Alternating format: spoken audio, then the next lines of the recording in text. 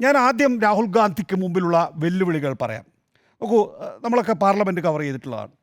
Question അവർ കഴിഞ്ഞാൽ zero ഓവറിലേക്ക് പോകും.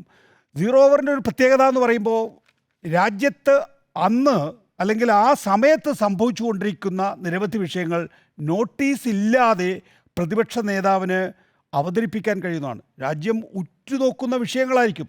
സാധാരണഗതിയിലിപ്പോൾ സാധാരണ ഒരു അംഗമാണ് അവതരിപ്പിക്കുന്നതെങ്കിൽ സ്പീക്കറിന് അത് നോട്ടീസ് ഇല്ലാത്തതാണ്. സർക്കാർ അതിന് തയ്യാറല്ല. അക്കാര്യത്തിൽ സ്പീക്കറിന് പെട്ടെന്ന് നിഷേധിക്കാം, ആ അവസരം നിഷേധിക്കാം. പ്രതിപക്ഷ നേതാവ് എന്ന് പറയുന്നത് അദ്ദേഹം എഴുന്നേറ്റ് നിന്നാൽ ഇത്തരം വിഷയങ്ങൾ അവതരിപ്പിക്കാൻ കഴിയും. അത്തരം വിഷയങ്ങൾ അവതരിപ്പിക്കാൻ കഴിയുന്ന ഒരു പാർലമെൻറ്റേറിയൻ ആണോ യഥാർത്ഥത്തിൽ രാഹുൽ ഗാന്ധി എന്നുള്ളതാണ് ഈ കാലഘട്ടത്തിൽ രാഹുൽ ഗാന്ധി അഭിമുഖീകരിക്കാൻ പോകുന്ന ഏറ്റവും പ്രധാനപ്പെട്ട പ്രശ്നം.